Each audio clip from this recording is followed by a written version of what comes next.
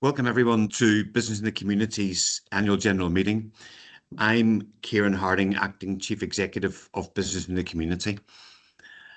Our AGM is the opportunity for you, our members, to hear about what your network has achieved this year, how your money has been spent, and the impact that we have had.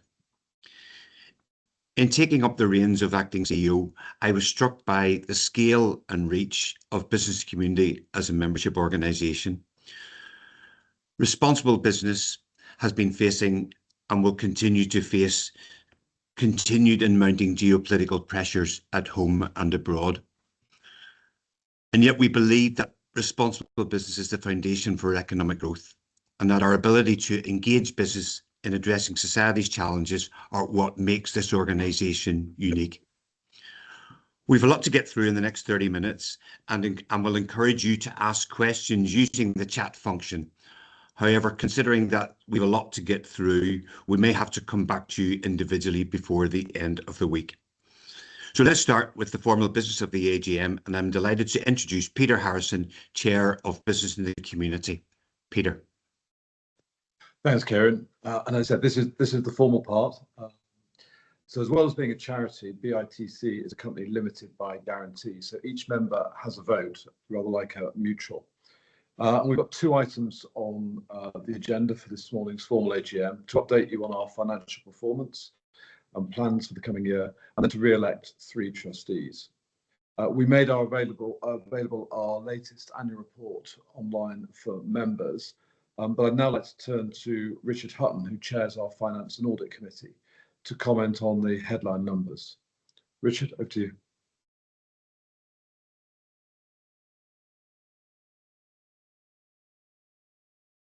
You're on mute, Richard.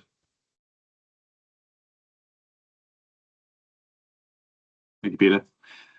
Yeah, thanks. Look, it's been a challenging year for BITC, but this has resulted in decisive action that puts us on a pathway to a much stronger financial position. So today I'll talk through an overview of the charity's 24-25 financial results, including the resulting cash position. And then we'll look at the impact on our forward plans of the action that has been taken. Now, this slide summarises the charity's overall financial results for the year to June 2025, where we again saw a small deficit on unrestricted funds. And that's the first line on this chart. The plan for the year had been to generate a surplus in order to restore the reserves cover that the board targets. So in light of the underperformance, it became clear that further action was necessary, and I'll come on to this later. The net outflow in restricted and endowment funds is very much in line with plan as we deploy the significant resources that we manage on behalf of the partnerships that support our place and community climate fund initiatives. Now, looking at the income. The blue bars on this chart represent the main components of our income in the 2025 financial year, and the pink bars represent the prior year equivalent. There's little to report overall, with good stability across our income categories. And obviously, in the prior year, we had the material restricted income for the Community Climate Fund, which, as we've just seen, is now being deployed. And you can also see the deployment of that restricted income in our cash position, represented by the blue line, and this will continue over the course of the programme. Our liquidity target, represented by the pink line, is to maintain at least 3 months' worth of salary costs, and this requirement will reduce further following the recent cost reductions. As I've indicated, as we've gone through this, the need to strengthen the charity's reserves has led to our decision to implement a cost-saving programme in August of this year. As a result, we plan to fully reinstate the reserves position over the next 2 years, and we're on track to do so in the current financial year to date. We remain focused on growing the network through membership and place, and on delivery of our impactful programmes. The careful management of our cost base will focus on effective, efficient delivery, and at the same time, we will maintain strong financial controls and manage risk for the charity. It's been a tough year for the team at BITC, and I'd like to thank them for all that they've done. As chair of the Finance and Audit Committee, I've been supported by my fellow trustees and other brilliant committee members whose names are listed on this final slide. Jeremy, Noelia, Victoria, Caroline and Nigel, thank you so much for all your fantastic support again this year. We're in the process of recruiting further members of the committee, and if any of you do see this as a good development opportunity for someone in your team, then I'd be delighted to talk. And with that, Peter, back to you. Thanks, Richard. And on behalf of the whole board, thank you for so ably chairing this committee. And I also want to thank Vincent Mark and his company Crowe, who are auditors, for their very professional advice and support throughout the year. And thank you to members for voting online. We did receive the required number of responses. I can confirm that our report and accounts has been formally received, and members will now be able to publicly see it online. On to item 2 and the final resolution, to which members have already voted, and that's the reappointment of 3 trustees to our board. We each hold office for 3 years and are then eligible for re-election. Members were asked to vote separately for each trustee, and we received the requisite number of votes to re-elect all 3 trustees for a further term, or until they step down. So I'm delighted to say that Dame Alison Rose, Lucinda Charles-Jones and Richard Hutton have all been re-elected as trustees. So that's the formal part of the meeting. But before I finish, I just want to pay thanks to Jeremy Pocklington, who stepped down from the board during the course of the year. Jeremy has been an incredibly valuable part of BITC for a long period of time. He's also served with Richard on the Finance and Audit Committee, and we owe him a huge debt of gratitude. He's been a very valuable person for the charity, but his strain of his work commitments got too much to be able to do both effectively. So thank you, Jeremy, for all you've done.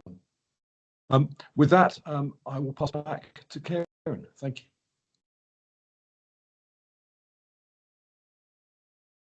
Thank you, Peter. Look, as we've alluded previously, this has been a challenging year externally with the geopolitical challenges and the impact on EDI and on climate change on the whole ESG agenda. We've seen a new government coming into the UK and with new policies, many of which have impacted on business. And then, as Richard has alluded, the internal challenges which the business community has faced. But in spite of all these challenges, it's clear that our agenda continues to remain relevant. Next slide, Annette.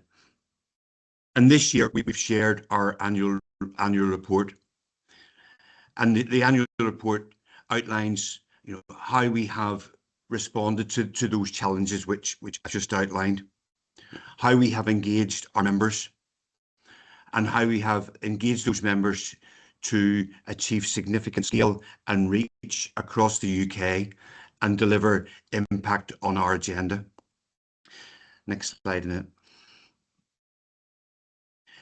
And this year we've refined how we engage with you, and we took the language we use around convene, campaign and consult. And this year we've consulted as one example through our State of the Nation research, which again highlighted and from our leaders that responsible business very much is that foundation for growth. We've engaged with leaders and our leadership academy, our leadership council, and various breakfasts and dinners with leaders who we have convened to help us to shape the agenda going forward. And again, in terms of convening, our King's Seeing is Believing helps us understand what the challenges our communities are facing and subsequently to take action on those challenges, which collectively have helped us to identify those campaigns on which we want to shine a light. Next slide, Annette.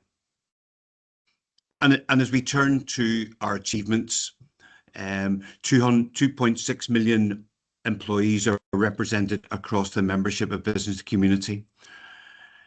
In sharing just a few, 1.5 million jobs have been made inclusive to those who face multiple barriers to employment through our Opening Doors campaign.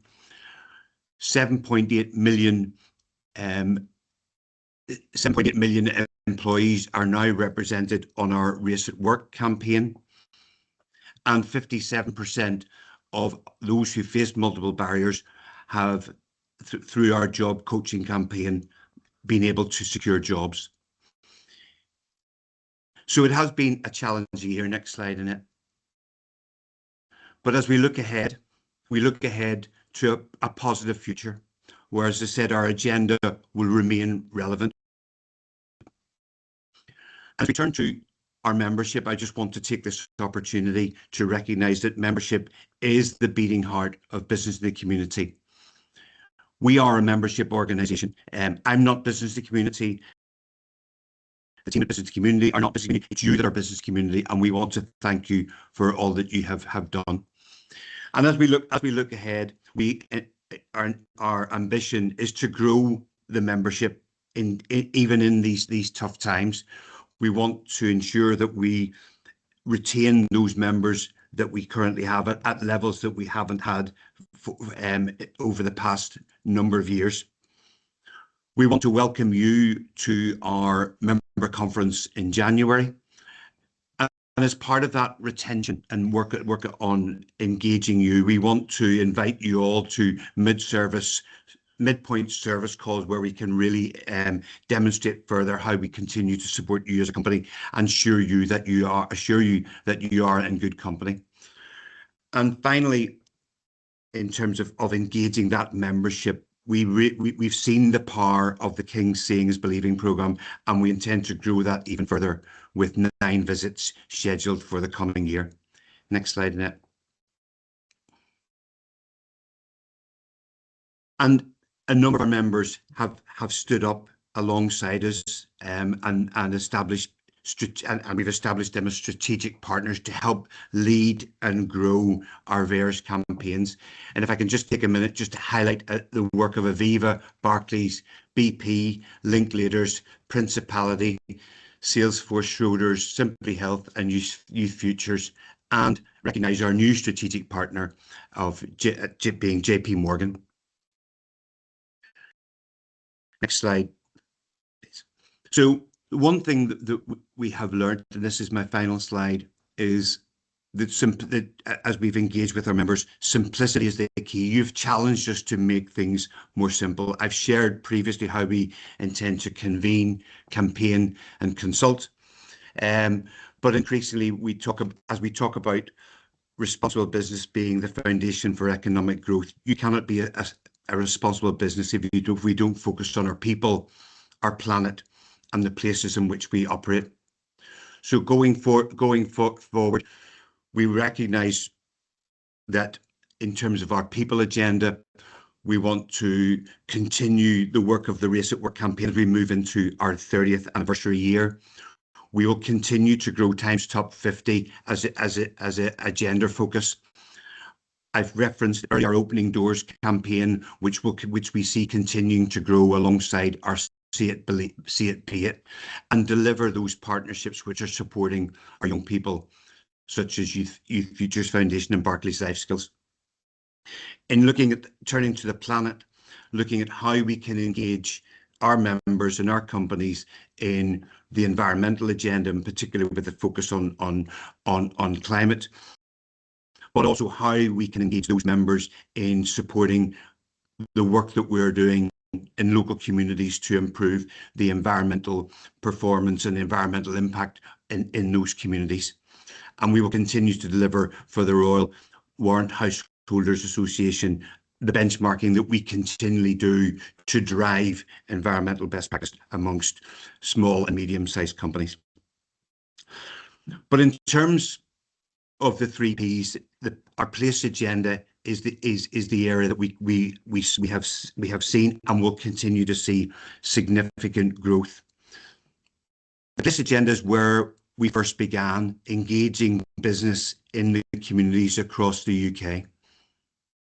And we know that business leaders, in conjunction with local communities and local authorities, can make transformational change. And our role going forward is we want to continue to inspire, invest and scale up what we have done to date. And then moving forward, I want to bring Sue Husband in, who leads on our place agenda, to tell us a little bit more about what we plan to do as we move forward on the place agenda. Sue.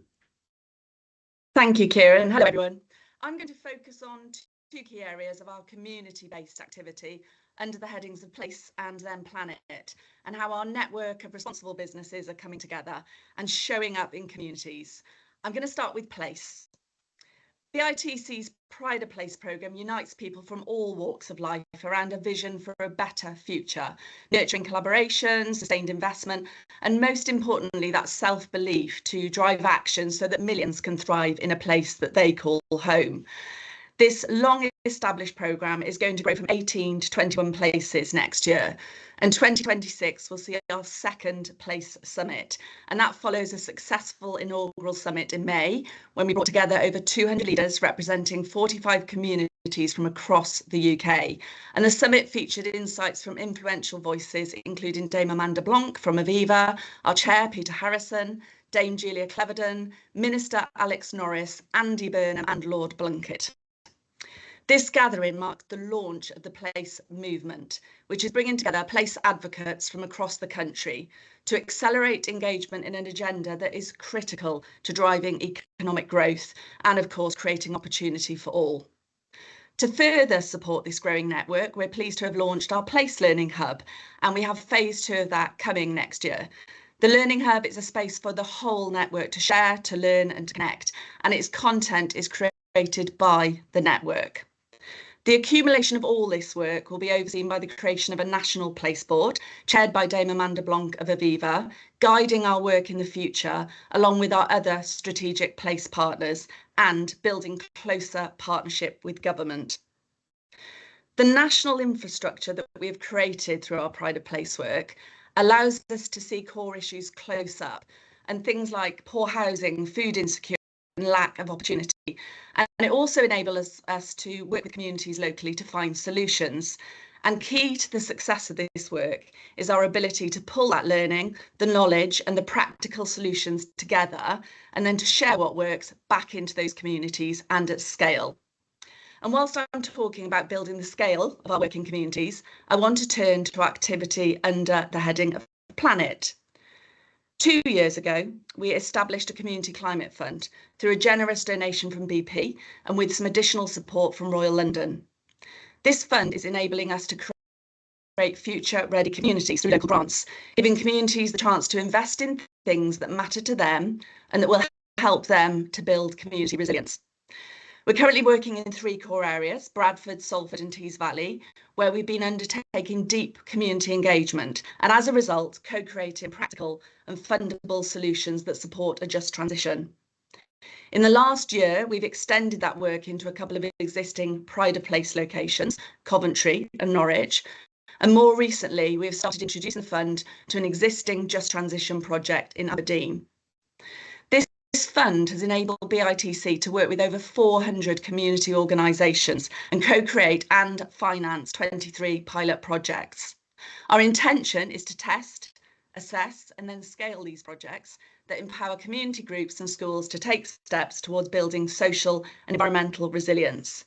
I'll give you 2 examples. In Tees Valley, the fund is helping the Links Growing Together project to invigorate existing allotment sites, giving young people the opportunity to get involved in growing produce whilst improving their well-being.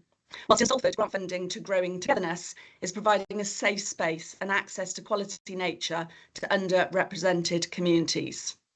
And empowerment extends beyond core grant funding. For instance, leaders from local community groups in Bradford recently met with representatives from 6 of our member businesses, offering information and support around energy costs. We are proud of this work that aims to create scalable projects across the country to tackle the challenges of the climate and cost of living crises.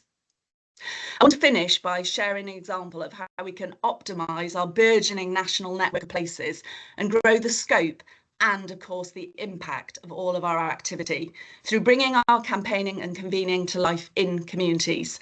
And I'm going to use the example of our Opening Doors campaign. Everyone on this call will understand the vital importance of a good job as an absolute key component of a better future. Opening Doors is our flagship inclusive recruitment campaign with an ambition to make 2 million jobs more accessible to diverse talent by supporting employers to change the way they recruit. We brought this national campaign to life across the country by taking it out on the road. We tested this approach in Sheffield, where our Opening Doors in Places event brought together 350 people from local businesses and organisations across Sheffield. And in its first 6 months, it's brought an additional 26 signatories to the campaign. Good jobs remain a priority in all our places. So in 2026, we'll have a schedule of Opening Door events across the UK. I hope this has given you an insight into some of our work under the headings of Place and Planet and how we're creating impactful opportunities for businesses to engage with their communities. Harriet. Thank you, Sue, and good morning, everybody. I'm Harriet Walker, Director of Advisory and Member Services here at Business in the Community. So the projects, the plans and the impact that Sue just shared would not be possible without our members, and it's fantastic to see many of you here with us this morning. We're proud to maintain a vibrant network of members representing diverse sectors, sizes and regions across the UK. Next slide, please. Brilliant. So some of those are represented on this slide. A huge thank you to all of our members for your continued support. As the responsible business landscape continues to evolve, and Kieran talked to that a few minutes ago, so too does our value proposition. And we deliver value and support our members to create impact by providing insights on the most relevant topics, helping members navigate responsible business. Next slide, please. Helping members navigate responsible business through uncertainty. We're trusted advisors and consultants supporting progress and change within each member organisation. And this includes providing guidance on creating thriving workplaces and delivering meaningful impact in communities. Our members also tell us that they value our convening power, our unique ability to create spaces for learning, collaboration and accelerating impact together.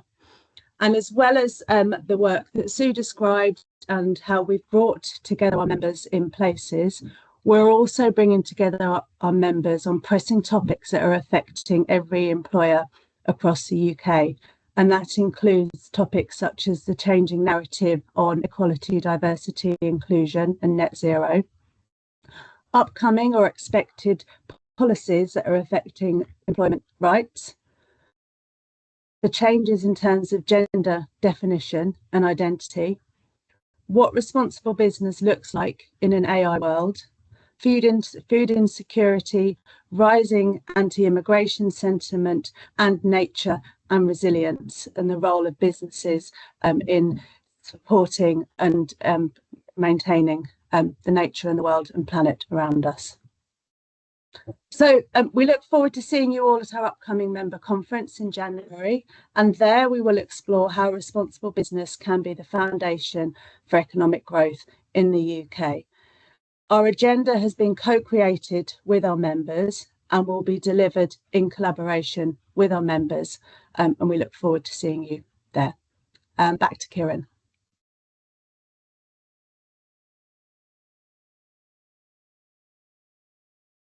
So that concludes the formal business of the AGM. And can I just take this opportunity to thank everyone for joining this morning, for giving up your time, and most importantly, we look forward to seeing you supporting us going forward, and hopefully we can deliver the value that you expect of us in return. And all's left for me to do is to say happy holidays, and we look forward to a new year. Thank you.